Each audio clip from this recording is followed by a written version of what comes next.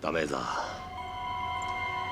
除了刚才老五说的，这不杀人是绝对不行了。秦望天那个老贼必须得死，不但他死，我还得让他满门抄斩。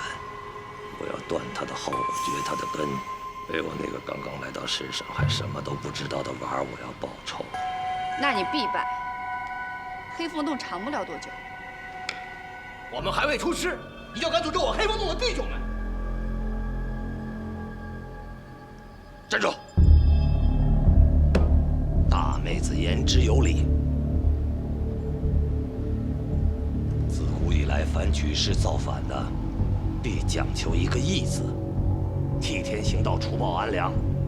但凡滥杀无辜的人，必定是不得好死。单凭这一点见识，大妹子就比我们兄弟几个强。我答应你。老大，这……大妹子，说说吧，你想怎么个打法？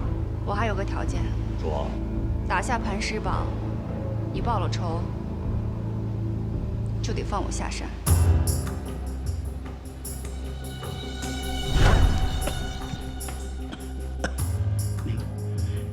你们这是要干什么呀？老爷，您先别着急，您听我把话说清楚。您安心养您的病，我会代您宣布，从即日起，磐石堡所有自卫队纷纷听从秦少武的指挥。你们这是造反的！你们，老爷，您还是配合些好。秦少武是您的儿子，大宅少爷，也是我们现在的堡主。我传您的话，让他管理兵权，没人会不敢相信。你们，老爷，恕大栓无礼了。你们造反呐！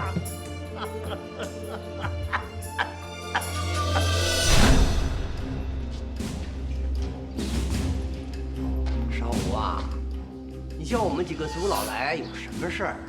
奉我爹的命令，行使家族权力，接管自卫队，整理磐石堡，跟4位族老打声招呼。你葫芦里卖的什么药？我们可是昨天才见过你爹呀！嘿嘿，此一时彼一时，那是昨天的黄历，今天翻篇了。少武啊，你不可再荒唐！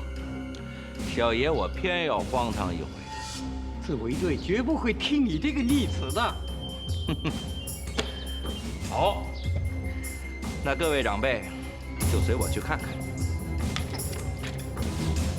走。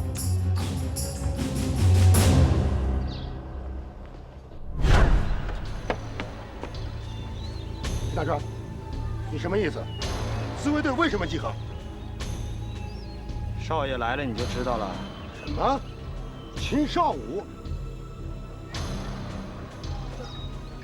行。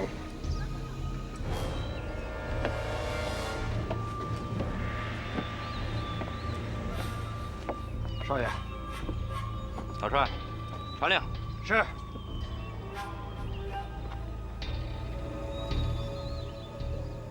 本管家代传磐石堡老帮主秦望天令，大敌当前，磐石堡所有民众应拥戴少公子秦少武，抗击匪寇，保境安民。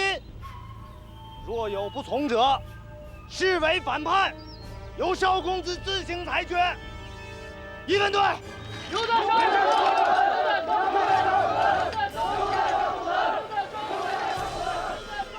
各位叔伯，听明白了吗？要不想磐石堡流血死人，就照我爹说的办。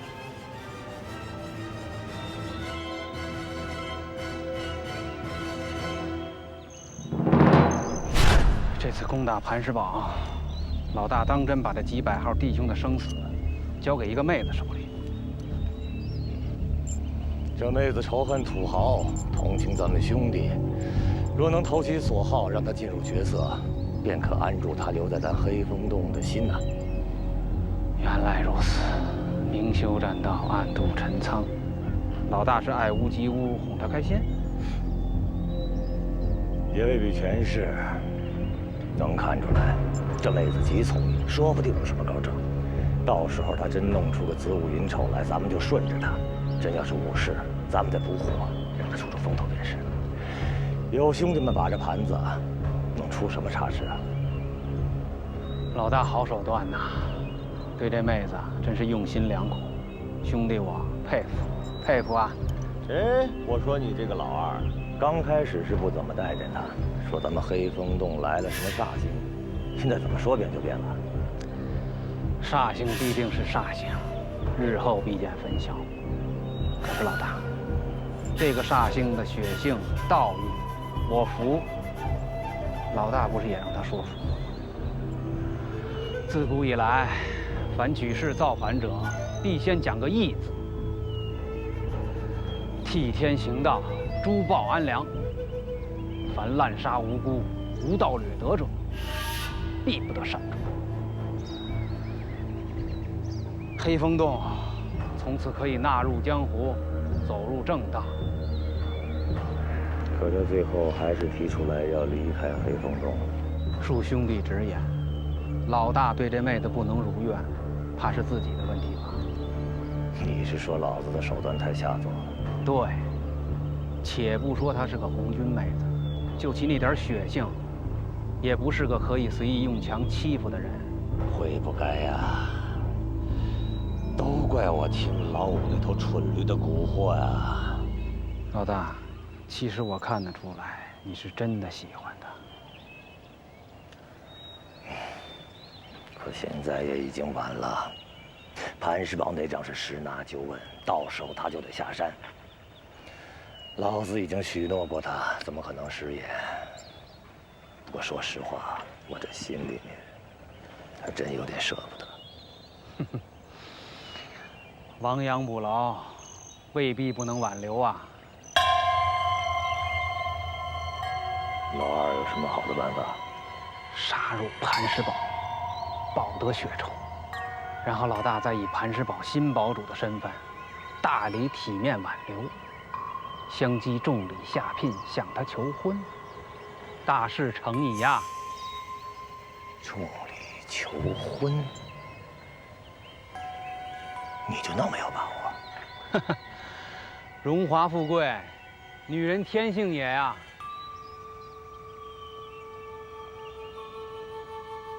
透彻，你个军师老二就是了解女人。土匪的承诺向来是可真可假。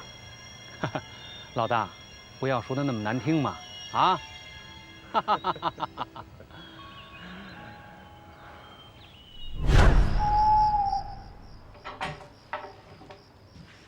行吗？这是我去武汉上学之前住过的房间，今天晚上你就住在这儿，其他的事情不用操心了，我会顺理成章地当上堡主。就是觉得自己不够孝道。少武，我倒是觉得很多事情你可以换个角度想，这样一点都不耽误你尽孝道，反而会让你娘可以安安静静地陪着你爹走到尽头，这不挺好吗？忠孝两全难呐。好了，我明天可以走了，从此以后我可不欠你的了。会去武汉吗？现在还说不好，也许吧。这么大的磐石堡压在我头上，我是没机会去武汉了。日后我们俩很难再见面了。那也不一定啊。少爷，进来。少爷，按您的吩咐都洗干净了，破了的地方也缝好了。你的。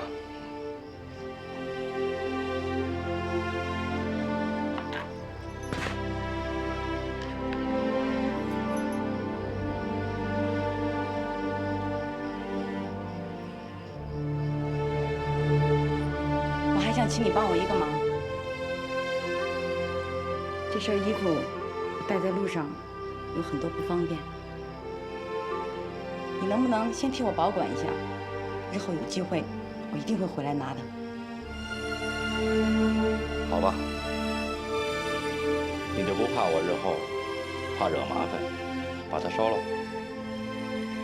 如果真的有特殊情况，你当然可以把它烧了。不过我相信，不到万不得已，你绝不会那么做的。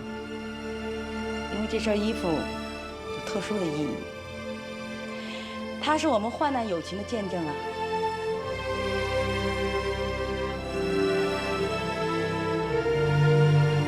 好吧，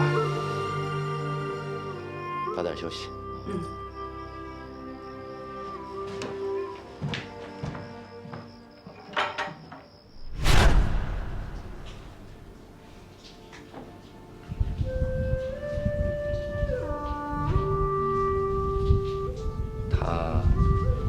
说他明天就走了。说了，说得很干脆。这样好，他走了，两不相欠。孙燕，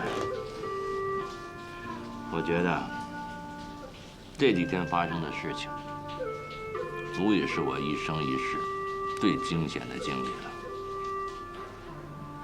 少武，怕不止这些吧？是啊，还有一些东西说不清楚。其实你跟我一样，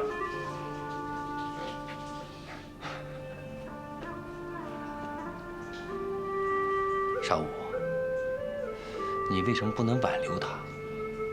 你现在掌握了磐石堡，完全有能力保护他，挽留他到红军重新出现的那一天。乘人之危，自食其言。你把我秦少武看成什么样的人？再说了，他是铁了心的想找红军，我想拦，也拦不住。也是啊，还不如把这几天当成我们和他最值得纪念的日子。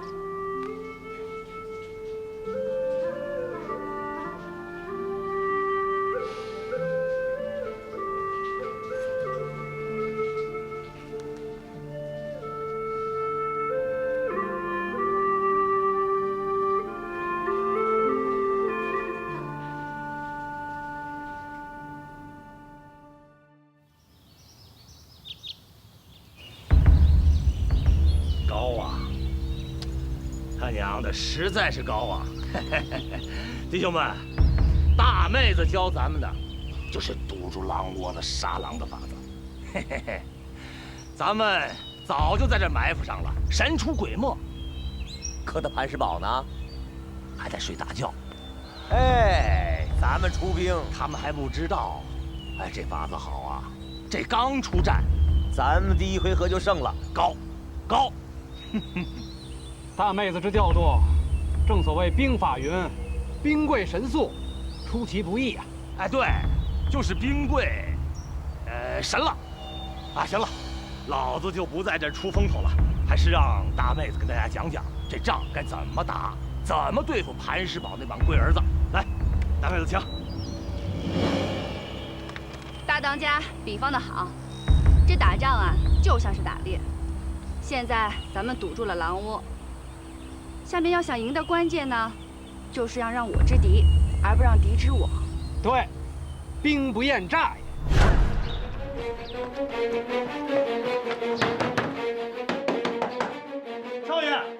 少爷，快醒醒！土匪包围磐石堡了！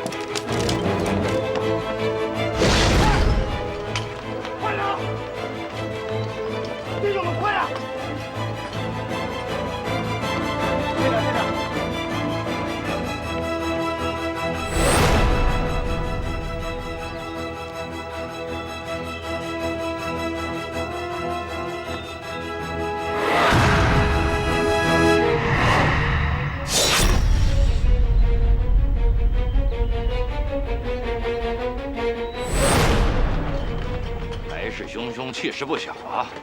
这可不像传说中的土匪打法呀。老帅，你说呢？宋先生说的对，往日里也老有土匪骚扰磐石堡，但不过是一群乌合之众，乌乌压压、胡乱放枪，毫无章法。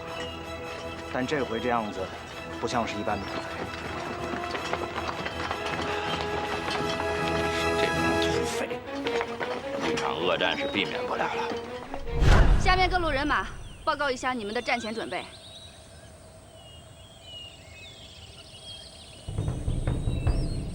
从各当家的排序报。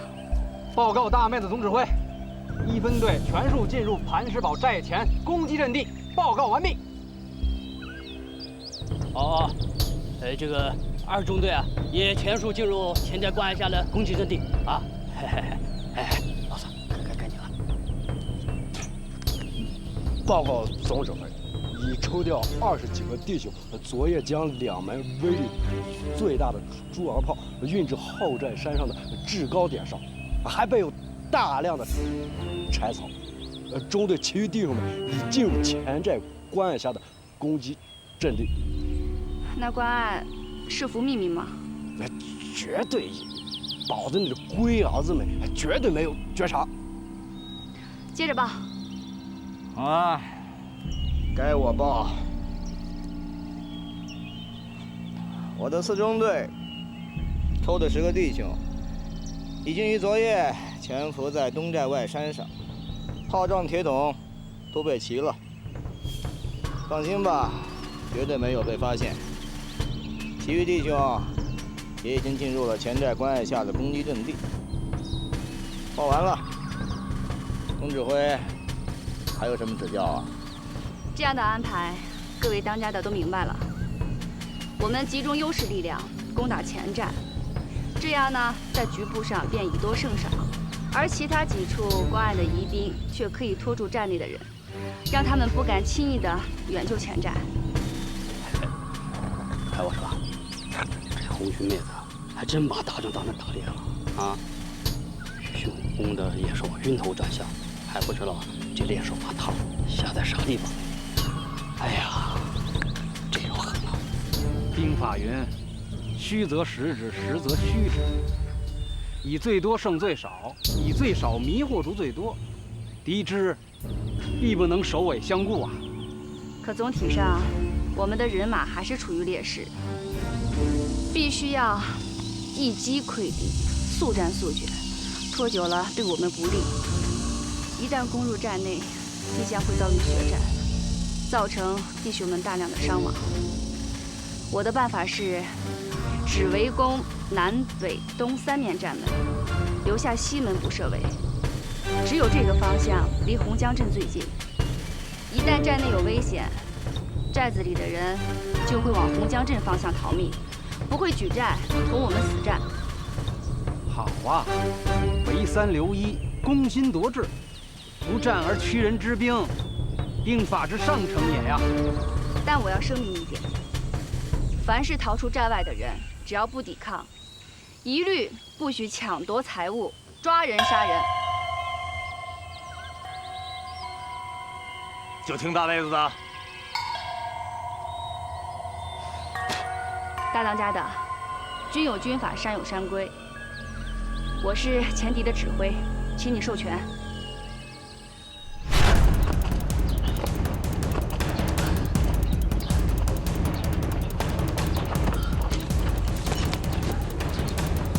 少爷，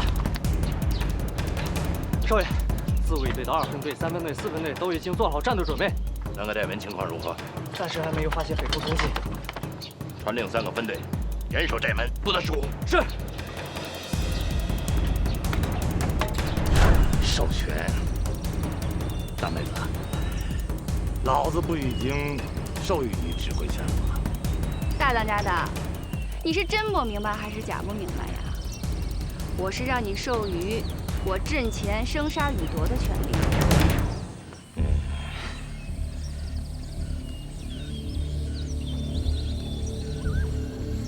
哥，战场瞬息万变，每一个懈怠都会断送全局。大妹的要求不过分。好，就听大妹子的。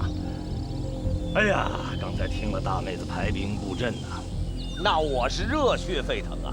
大妹子说得好啊，都给我听好了，此战是志在必得。只要在战场上欺负大妹子是个女流，我这把大镜面号令黑风洞。大妹子，你拿着，剑枪如剑人，可以先斩后奏。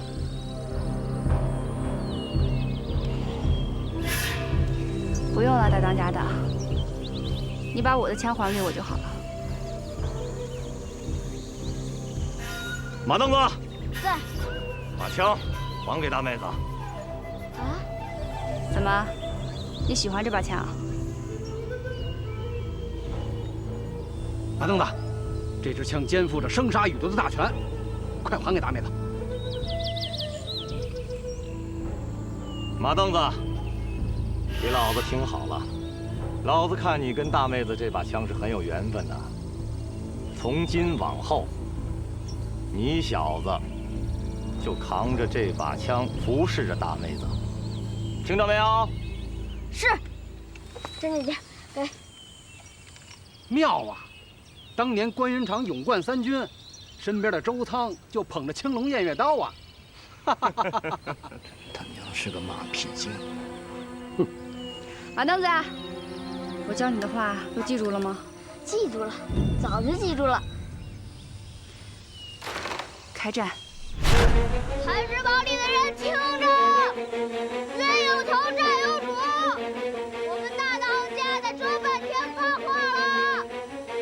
这次我们的兄弟来，是为了消灭土豪，消灭秦望天这个老贼，彻底的踏平磐石堡大宅。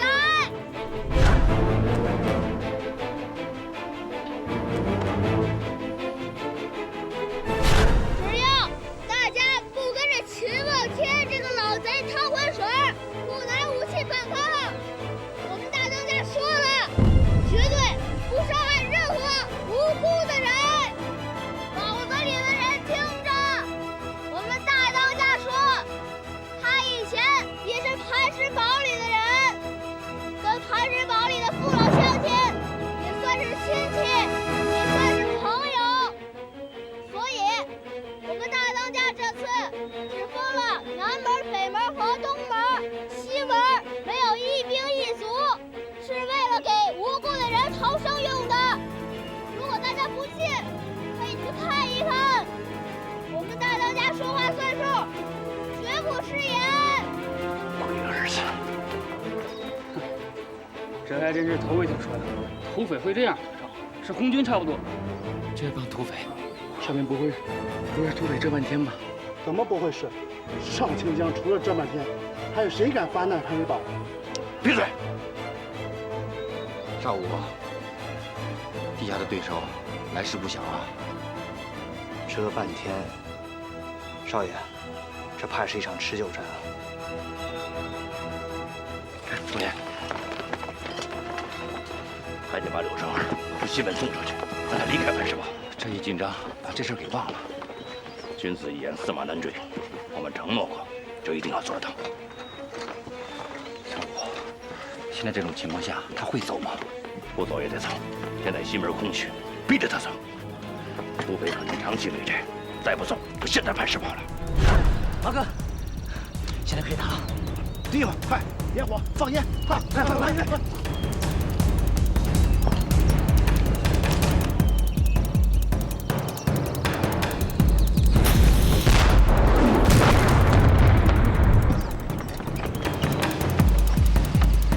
你怎么还不走？快走啊！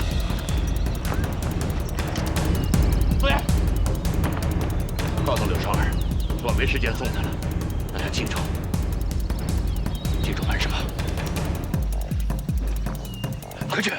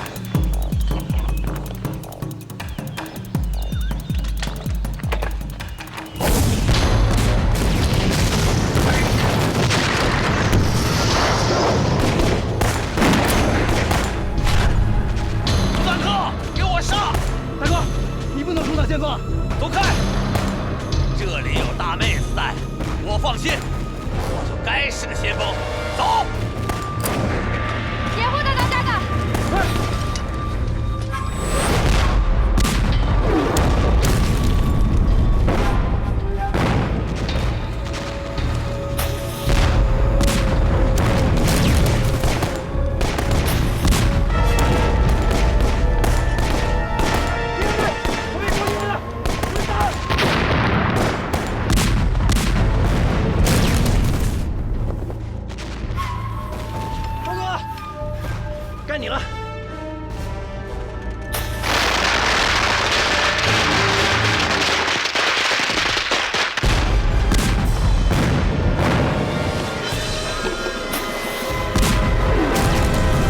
仗以后要都这么打，爷们可真轻松喽。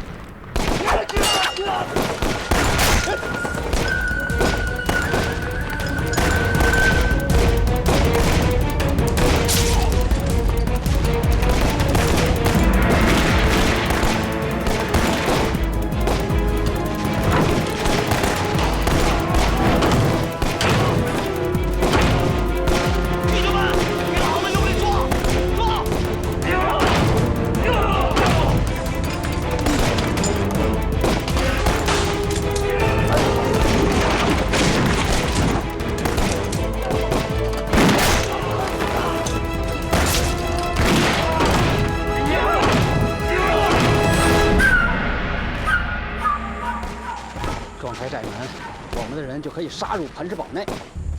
大妹的办法果真奏效，我们虚张声势，他们各门紧张，竟不敢援救前寨。攻入寨内，才开始真正的血战。那是灭顶之灾，困兽犹斗。大妹子是希望他们逃出西门，削弱抵抗。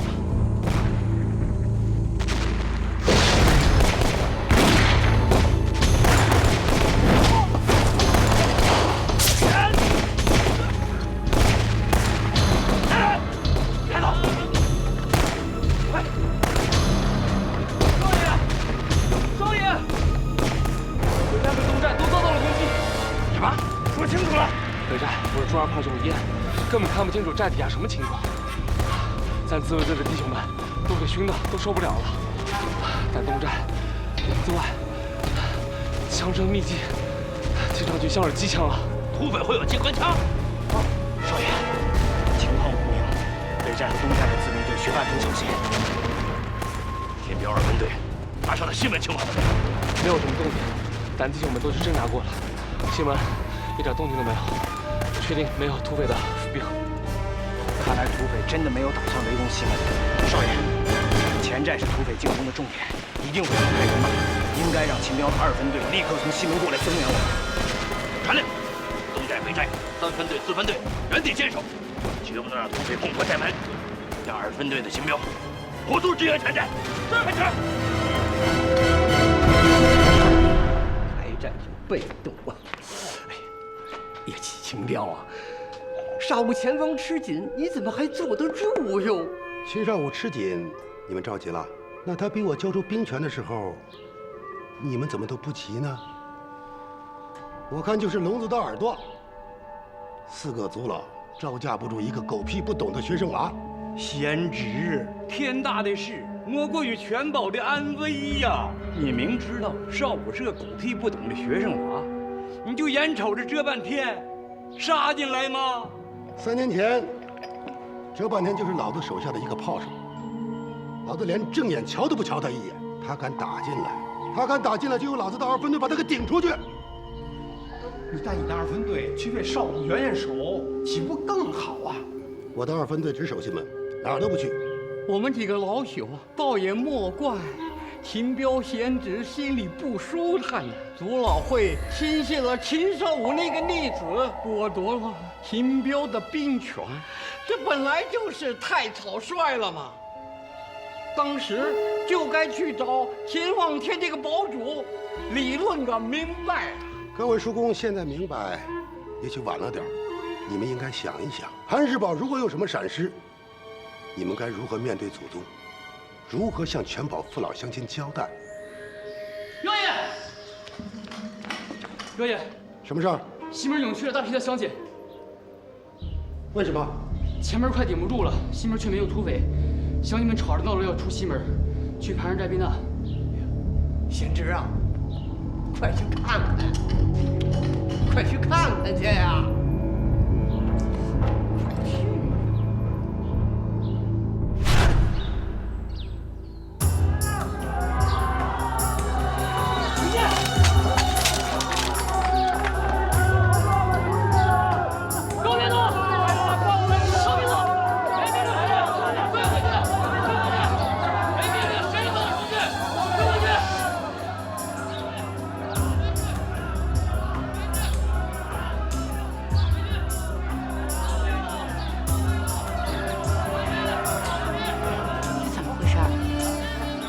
少武没下令让保民逃难的。宋先生，你和少武就不应该瞒着我，没听见喊吗？全寨都快顶不住了。实话跟你说吧，这次的土匪来势不小，也很会打仗。我们是想让你安心的离开，才没跟你说实话。没想到事情发展的这么快，这么严重。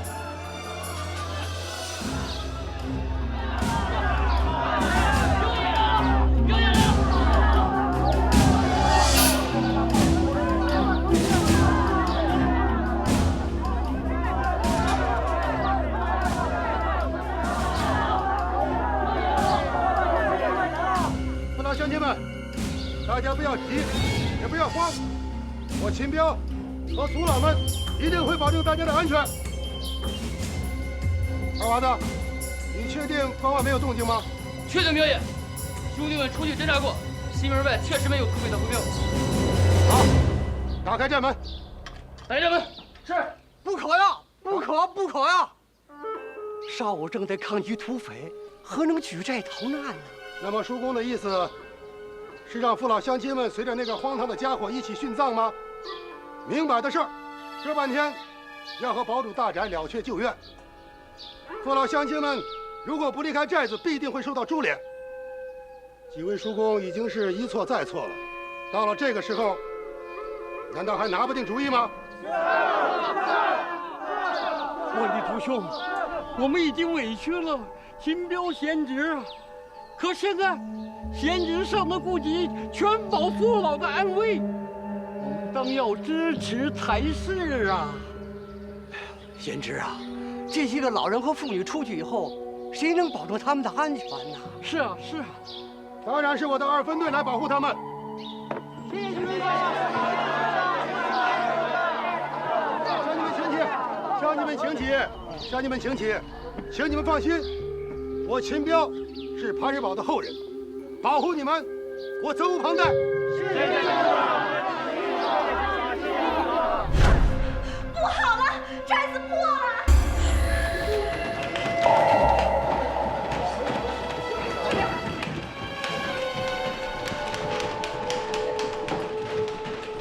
开棺！开棺！兄弟们，开棺！是，打开城门！等等！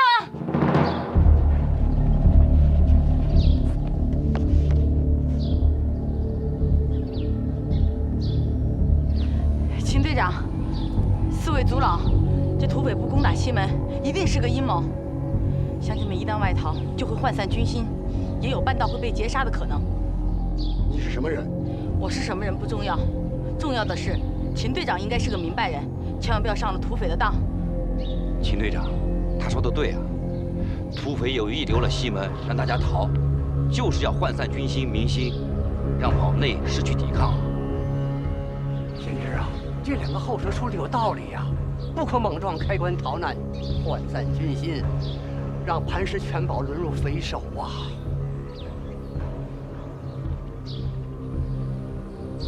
哼，原来是个女的。我明白了，这位宋先生是秦少武的好朋友。这位打扮俊俏的后生，一定是秦少武从省城武汉娶回来的洋学生吧？宋先生，少夫人，你们乔装的好好的，来这里干什么？啊，是不是秦少武让自己的朋友护着自己的老婆逃跑，而让全堡父老乡亲留在寨子里等死，玉石俱焚？秦彪，你血口喷人！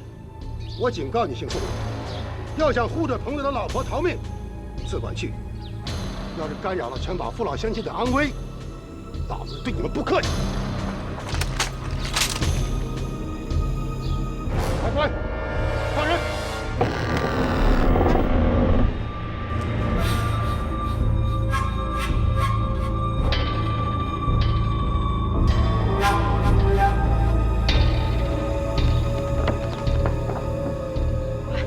快去把这儿的情况告诉少武。那你呢？你别逛了，快去！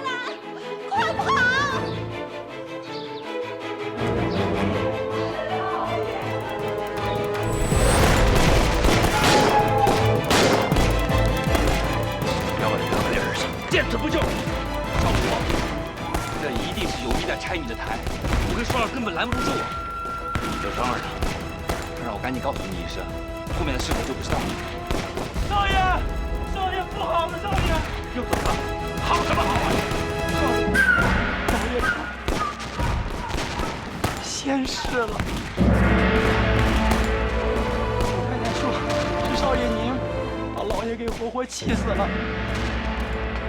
还让大伙往西门逃，现在宅这里全乱了。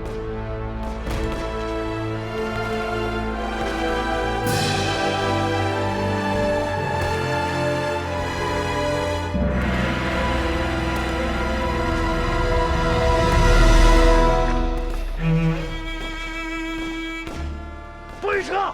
顶住！都别动！顶住！少武，我爹死了。傅爷，我没爹了。少武，老堡主仙逝，这个时候你一定要镇定。自卫队队员可全看着你呢。少武，土匪的进攻已经没有什么新的招式了，是强弩之末，至少我们能坚持住。少爷，你看。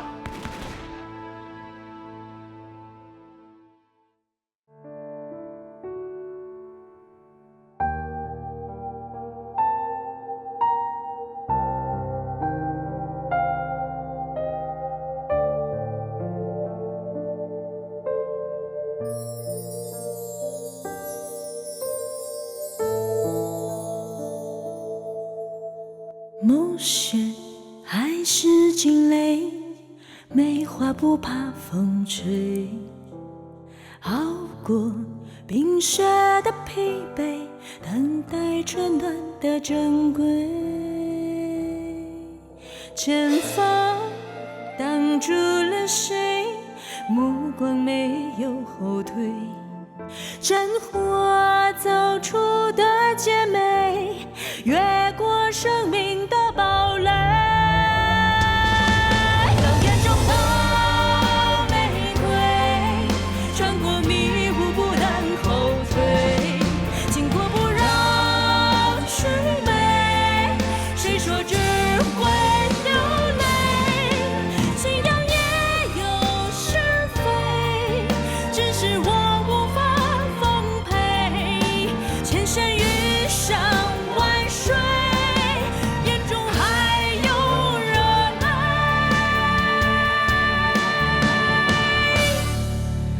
还有热爱。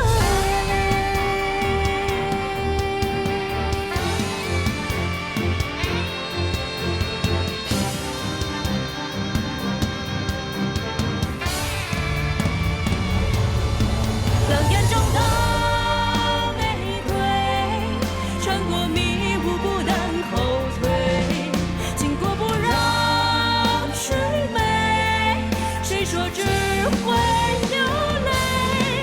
信仰也有是非，只是我无法奉陪。千山遇上